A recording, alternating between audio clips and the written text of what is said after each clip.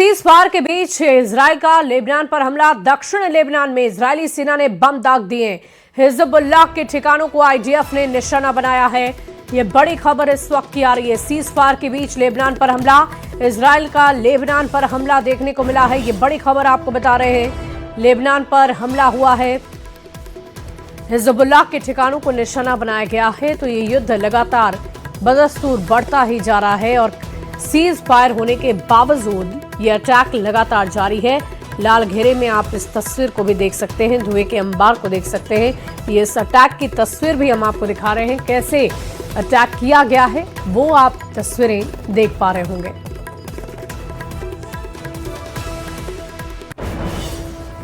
Lebanon में Israel और Hezbollah ने 24 घंटे के अंदर सीज फायर तोड़ा। दक्षिणी लेबनान में आईडीएफ धनाधन ग्राउंड ऑपरेशन चला रहा है। हिजबुल्लाह पूरी ताकत से पलटवार कर रहा है।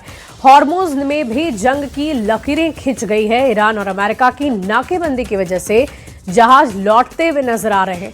क्या हो रहा है इस रिपोर्ट के जरिए आपको दिखाते हैं।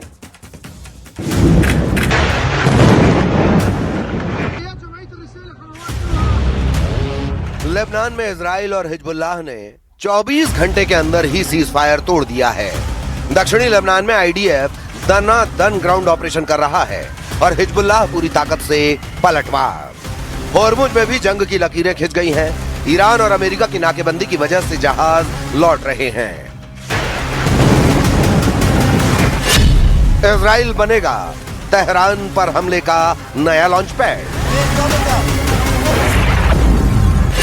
ट्रंप का इशारा, नेतन्याहू मिशन करेंगे पूरा। लेबनान से लेकर तेहरान तक सीज फायर के बीच जंग की आहट बहुत तेज हो गई है।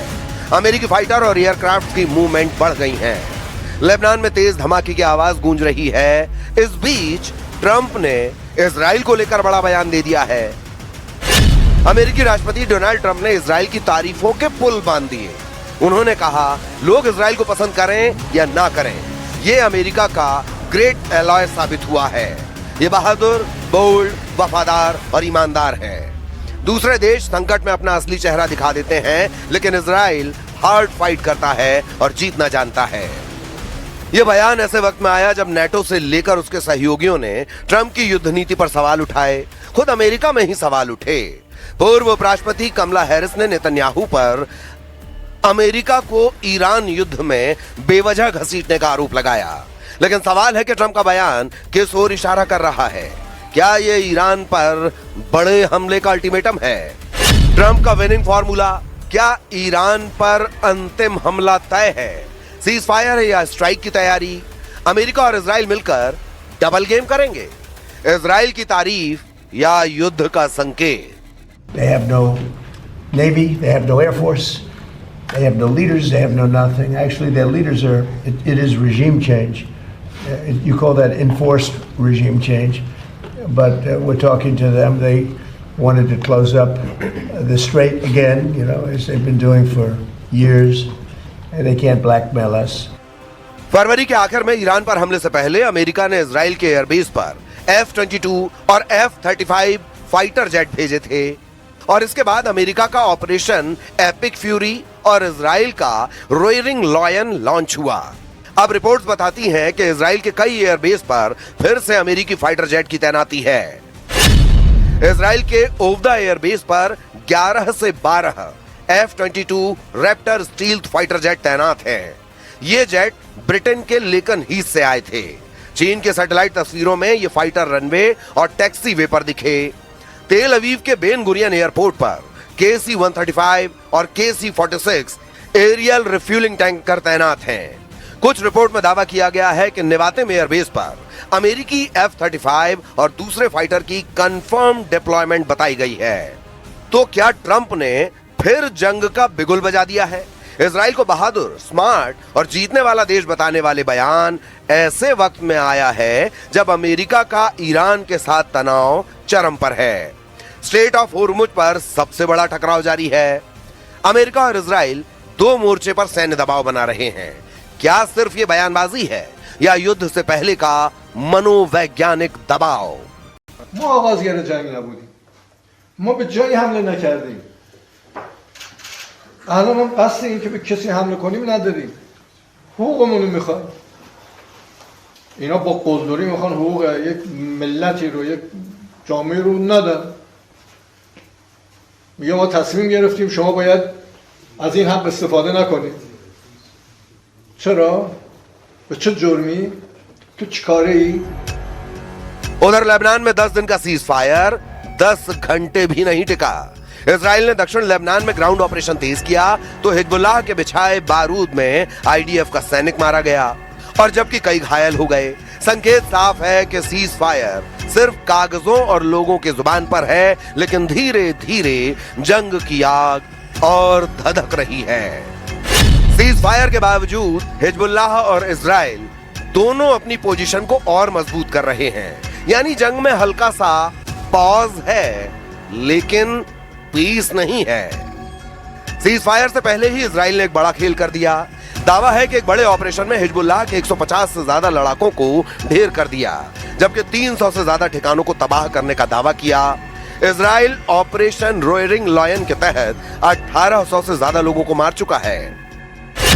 लेकिन इस जंग में सबसे बड़ा ट्विस्ट क्या है? एक तरफ ट्रंप इजराइल की तारीफ करते हैं और दूसरी तरफ वही ट्रंप कहते हैं लेबनान पर बमबारी रोको, और इसी के बीच 10 दिन का सीज फायर भी उन्होंने ही करवाया। लेकिन कागजी सीज फायर के बाद इजराइल ने अपनी जंग जारी रखी तो उधर ट्रंप ने सीज फायर के बीच होर्मुज में डबल नाकेबंदी कर दी है। सवाल है कि क्या अमेरिका एक साथ दोनों खेल खेल रहा है? I don't know. Maybe not. Maybe I won't extend it. Okay. But the blockade is going to remain. But maybe I won't extend it. So you have a blockade, and unfortunately we'll have to start dropping bombs again. Israel की picture एकदम clear है। Lebanon में कभी जंग खत्म ही नहीं हुई, battle ground पर कभी सीज फायर हुआ ही नहीं। पूरा गेम असल में ईरान के इर्द गिर्द ही घूम रहा है। तो सवाल है कि ट्रंप कहां फंसे हुए हैं?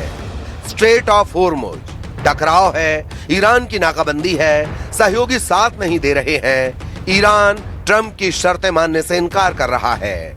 ट्रंप ने पहले बंद होर्मुज में पहरेदारी शुरू कर दी है, ईरान की नाकेबंदी पर अपनी नाकेबंदी लगा दी है और दबाव बना रहे हैं कि ईरान अमेरिका की शर्तों को मानने के लिए राजी हो जाए। लेकिन ईरान ने उल्टा अमेरिका को ही चेतावनी दे दी है। پولهای مسدودی که هست در دستور بحثمون حتما باید باشه قبل از اینکه وارد مذاکرات بشیم، و اگر ما بخوایم وارد مذاکرات بشیم اینا حل نشده باشه ما وارد اون دهبندی نمیشیم.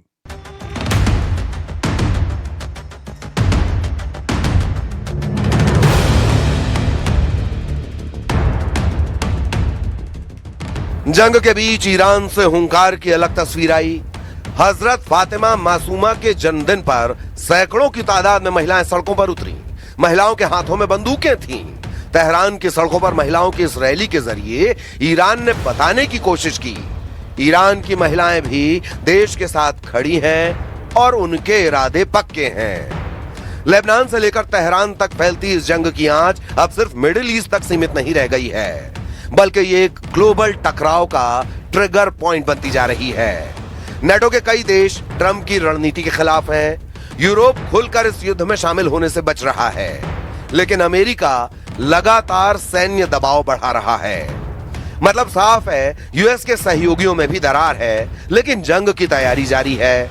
ऑपरेशन एपिक फ्यूरी के दौरान जब अमेरिका और इजराइल ने ईरान पर हमला किया तो तेहरान ने खाड़ी में अमेरिकी बेसों को निशाना बनाया। ईरान के हमलों से खाड़ी देशों में खलबली मच गई। रिपोर्ट में दावा किया गया कि खाड़ी देशों पर जब आईआरजीसी ने यूएस बेस को टारगेट किया तो चीन के जासूसी सैटेलाइट ने उनकी मदद की। चीन के TEE-01B सैटेलाइट ने मार्च में खाड़ी में अमेरिकी बेस के कोऑर्डिनेट और फोटो ईरान की सेना आईआरजीसी को एक्सेस करने दिए। सऊदी अरब में प्रिंस सुल्तान एयरबेस की जानकारी इकट्ठा की। इसके अलावा जॉर्डन में मुवफ्फाक सॉल्टी एयरबेस, बहरीन में US 5th fleet base, Iraq में इरबिल एयरपोर्ट, कुवैत में अली अल सलेम एयरबेस और कैंप ब्यूहरिंग यूएस बेस, ओमान में डुक्म हवाई अड्डे की जानकारी इकट्ठा की। इससे ईरान को सटीक हमले करने और नुकसान का आकलन करने में बड़ी मदद मिली। अमेरिकी इंटेलिजेंस अब इसे चीन का एक्टिव रोल बता रहा है। हालांकि चीन ने इन आरोपों को खारिज किया है, लेकिन लीक डॉक्यूमेंट और ऑर्बिटल डेटा इस कहानी को मजबूत करते हैं। तो सवाल है कि क्या अमेरिका इस बार खाड़ी में अपने बेस को एक्टिव ना कर डायरेक्ट इजराइल को हमलों का लॉन्च पैड बनाएगा? इस पूरे टकराव का सबसे खतरनाक मोर्चा फिलहाल स्ट्रेट ऑफ होर्मुज बना हुआ है, जहां से दुनिया का करीब 20% तेल गुजरता है। और अभी हालात ये हैं, ईरान ने रास्ता रोक रखा है, अमेरिका ने जवाब में नाकेबंदी कर दी है और जहाजों का रूट बदलना शुरू हो गया है। यानी तेल, व्यापार और सप्लाई चेन सब खतरे में है। अगर ये रास्ता पूरी तरह बंद हुआ तो असर सिर्फ युद्ध तक सीमित नहीं रहेगा। पेट्रोल डीजल के दाम, ग्लोबल महंगाई और भारत जैसे देशों की अर्थव्यवस्था तक हिल सकती है। जंग के बीच ईरान ने एक अलग मैसेज देने की कोशिश की है। तेहरान की सड़कों पर हजारों महिलाओं की रैली, हाथों में हथियार और चेहरे पर चुनौती। ये सिर्फ रैली नहीं थी, ये एक संदेश था। अगर जंग हुई तो सिर्फ सेना नहीं, पूरा देश लड़ेगा। ईरान ये दिखाना चाहता है कि उसकी जनता तैयार है और मनोबल टूटा नहीं है। अब सारे संकेत एक ही दिशा में इशारा कर रहे हैं। अमेरिकी जेट्स की तैनाती, इजराइल का आक्रामक रुख, होर्मुज में टकराव और ट्रंप का विनिंग स्टेटमेंट, ये सब मिलकर क्या बता रहे हैं? क्या ये सिर्फ दबाव बनाने की रणनीति है या फिर जंग की उल्टी गिनती शुरू हो चुकी है?